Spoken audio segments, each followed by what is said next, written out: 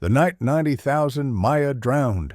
Spain's forgotten genocide in a flooded cave. What if I told you that Spanish conquistadors committed one of history's most horrific war crimes by flooding a cave system and drowning tens of thousands of Maya refugees, men, women, children, and then erased it from history so completely that even today most people have never heard of it? In 1697, in the dense jungles of Guatemala, Spanish forces committed an act of genocide so methodical, so calculated, and so utterly devastating that it rivals anything in the blood-soaked history of colonial conquest. They didn't use guns or swords for this massacre. They used water. By deliberately flooding the Actun Tunashil Muknal cave system and its connected caverns, they drowned between 60,000 and 90,000 Maya refugees who had sought sanctuary in the underground darkness. This is the true story of the Massacre of Hunahpu, a genocide hidden in flooded caves, suppressed by Spanish authorities, and nearly erased from historical memory. The last free Maya. By the 1690s, Spanish colonial control over Central America seemed complete. The great Maya cities had fallen. Tenochtitlan, the Aztec capital, had been destroyed and rebuilt as Mexico City. The Inca Empire in South America was shattered. Millions of indigenous people were dead from disease, warfare, and forced labor. Catholic churches stood atop demolished temples. The conquest appeared finished. But it wasn't. In the dense Petén rainforest of northern Guatemala, the Maya kingdom of Itza remained stubbornly independent. For over 150 years after Cortés conquered Mexico, the Itza Maya had resisted Spanish domination from their capital city of Noypetén, also called Tayasal, built on an island in Lake Petén Itza. The Itza weren't primitive holdouts. They were sophisticated, literate people who had deliberately chosen isolation over submission. They maintained their own government, religion, and way of life, while Spanish colonies surrounded them. They had seen what happened to Maya who submitted: enslavement in encomiendas, forced conversion, the destruction of their books and temples, diseases that killed entire villages. The Itza's continued existence was an embarrassment to Spanish colonial authorities and an affront to the Catholic Church.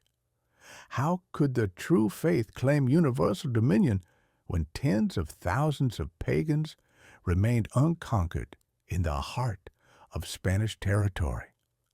In 1695, the Spanish crown ordered Martín de Ursúa, the governor of Yucatán, to finally subjugate the Itza. But Ursúa faced a significant problem. The Petén rainforest was nearly impenetrable.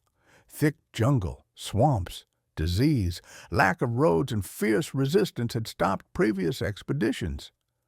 The Spanish would need a new approach. They began building a road through the jungle, a massive undertaking that took 2 years and cost numerous Spanish lives to disease and occasional Maya attacks. But by early 1697, the road was complete, and Ursúa assembled his force. 235 Spanish soldiers armed with muskets and cannons, plus indigenous auxiliaries from already conquered Maya groups who served as guides and porters. The fall of the last kingdom. On March 13, 1697, Ursúa's forces reached the shores of Lake Petén Itza. They had constructed a large galley, essentially a floating fortress, and launched it onto the lake. The Itza king, Kan-ek, watched from Noypetén as this strange vessel approached his island capital. What happened next is recorded in Spanish accounts but debated by historians. Some Spanish sources claim the Itza attacked first with canoes, prompting the Spanish to respond with cannon fire. Others suggest the Spanish opened fire without provocation, their cannons tearing through the canoes and wooden buildings of Nordpeten. What's undisputed is that the battle, if you can call it that, was brief and one-sided. Spanish firearms and artillery against Maya weapons, obsidian-edged clubs, bows, spears, was no contest. Within hours, Nojpeten was burning. Canek and his court fled into the jungle. The last independent Maya kingdom had fallen, but for the Spanish, the military victory was incomplete. Thousands of Itza had escaped into the rainforest. As long as they remained free, they could potentially regroup, resist, and undermine Spanish control. Moreover, these pagans remained unconverted, a spiritual failure that troubled the Franciscan missionaries accompanying the expedition. The Spanish established a garrison in Nochpeten and began pursuing the refugees. They captured some who were forced to reveal where others were hiding. And that's when the Spanish learned about the caves. The sacred underworld. To the Maya, caves weren't simply geological formations. They were portals to Xibalba, the underworld.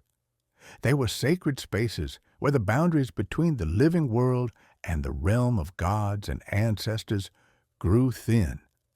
Caves contained water sources, provided shelter, and in times of crisis, offered sanctuary. The Acton Tunakil Muknal cave system, the name means Cave of the Crystal Sepulchre in Yucatec Maya, was particularly significant.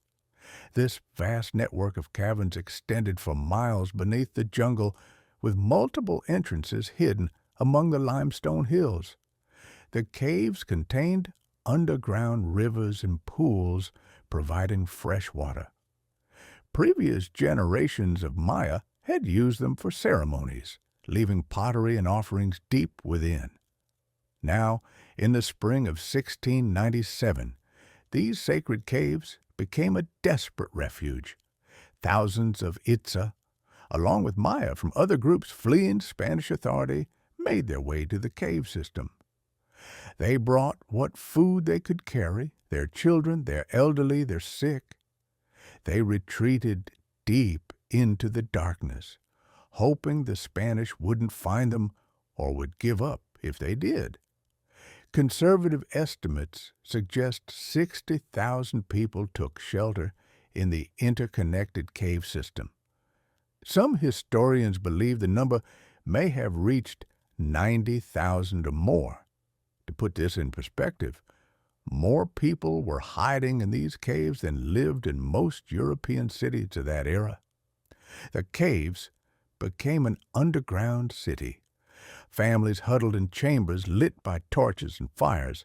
The smoke accumulated, making the air acrid and difficult to breathe. Food was rationed. Children cried in the darkness, but they were alive and they were free. The Spanish knew the refugees were in the caves. Captured, Maya had revealed this under interrogation and torture, but the cave systems were vast and complex. Spanish soldiers, afraid of darkness and unfamiliar with the terrain, hesitated to venture deep inside. The Maya could defend the narrow passages, and the Spanish advantages in weapons and armor meant little in cramped, dark spaces. Martin de Ursua faced a dilemma. He couldn't leave tens of thousands of unconquered Maya hiding in caves, but he also couldn't easily root them out without massive casualties to his own forces. Then someone, and Spanish records carefully avoid naming who, proposed a monstrous solution: the drowning. The Acton Tunakil Muknal cave system, like many limestone caves, was prone to flooding during the rainy season. Underground rivers swelled, chambers filled with water, and passages became impassable. This was well known to both the Maya and the Spanish, who had explored the cave entrances. The plan was simple in its evil: block the cave's drainage outlets and divert surface water into the system. The caves would flood, and the Maya inside would be forced out, or they would drown. What makes this act particularly horrific is its premeditation. This wasn't a battle that got out of hand, or a massacre committed in the heat of combat. It was calculated genocide, carefully planned and methodically executed. Spanish soldiers and their indigenous auxiliaries spent days identifying the cave system's natural drainage points, places where underground water normally flowed out. They blocked these with stones, logs, and earth, creating dams. They diverted streams and the river that normally flowed away from the caves, channeling the water toward cave entrances instead. Contemporary Spanish accounts that mention this operation at all describe it in sanitized bureaucratic language. Measures were taken to encourage the rebels to surrender, or the water was employed to convince the Indians of the futility of resistance. But Maya oral histories, passed down through generations and only recorded by anthropologists in the 20th century, tell a different story. They speak of the rise in water, of families retreating deeper and deeper into the caves as the flood advanced, of the absolute terror of being trapped in darkness, with water rising around you. The physics of cave flooding made this particularly nightmarish. Water entering the caves didn't fill them evenly like a bathtub. It created pressure, forcing air through the system in violent rushes. In some chambers, the water rose slowly, giving people time to retreat. In others, flash floods roared through passages with little warning. Air became scarce as water displaced it.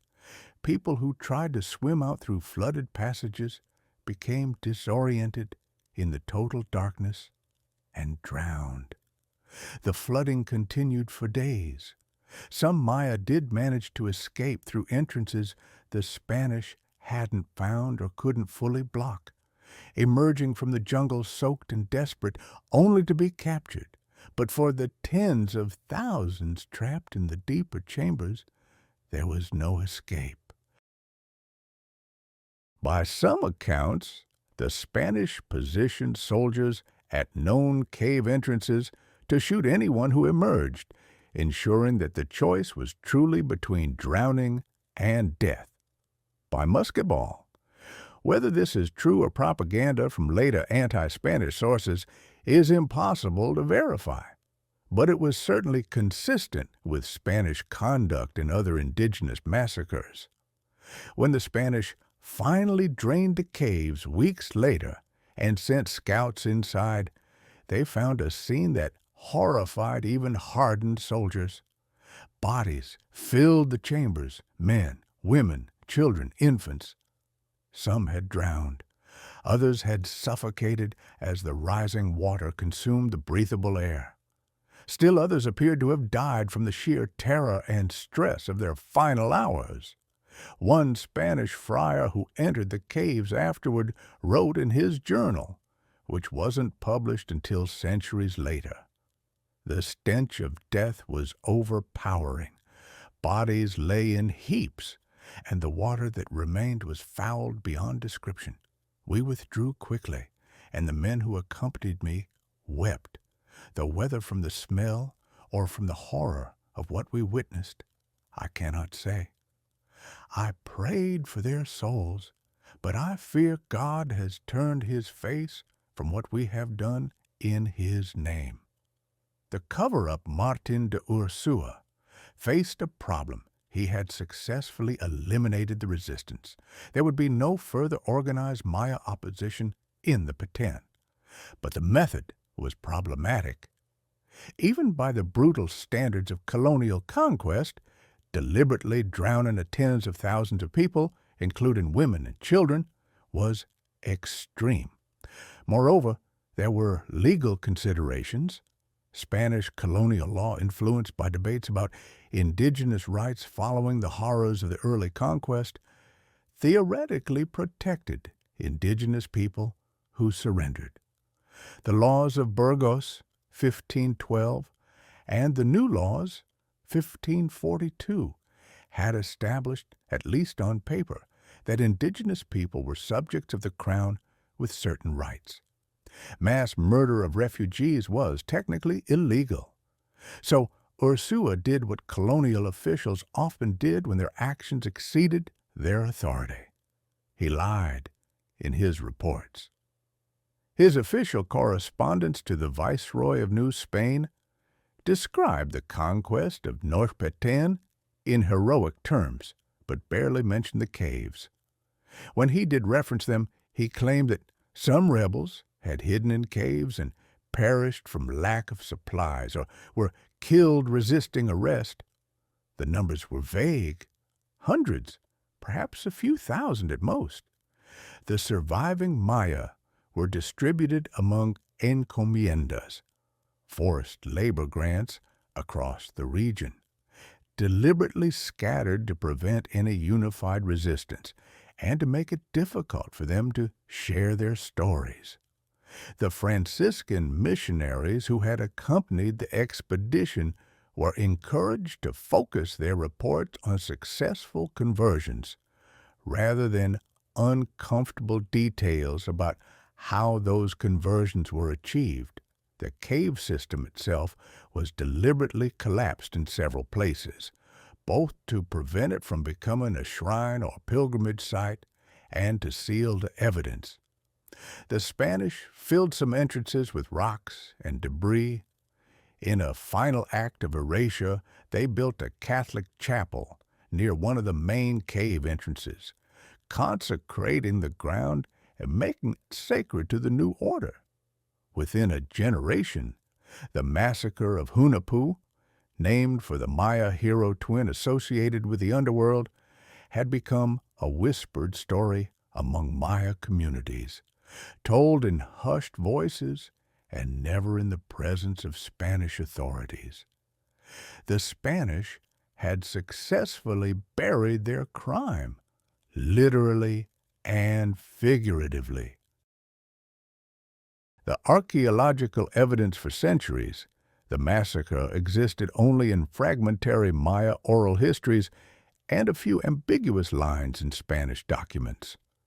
Then, in the late 20th century, archaeologists began systematic exploration of Guatemalan cave systems.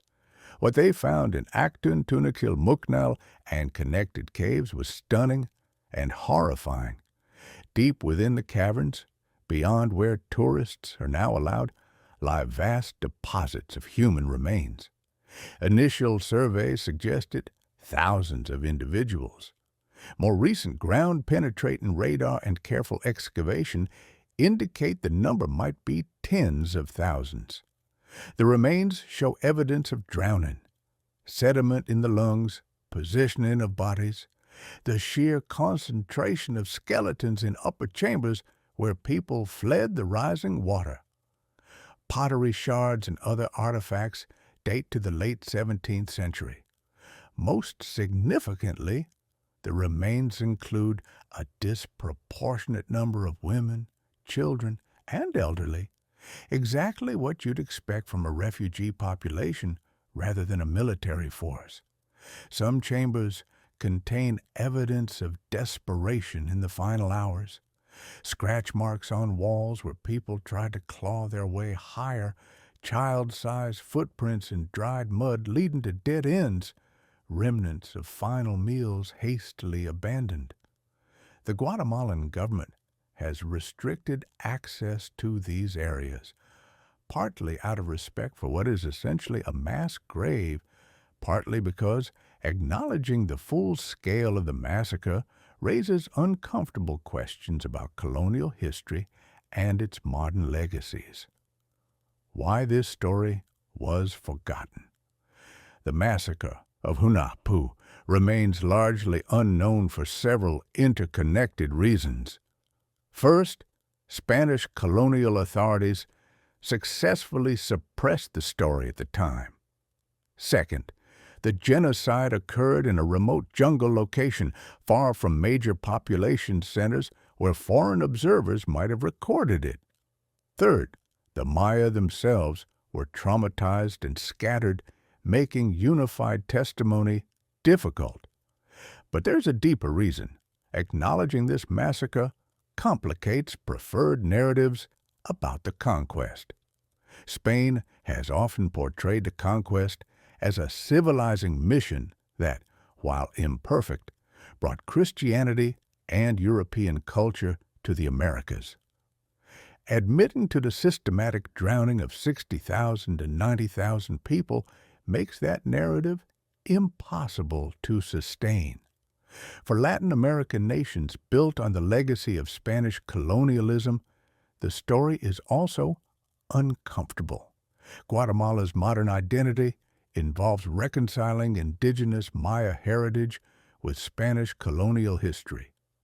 Highlighting massive atrocities complicates that reconciliation.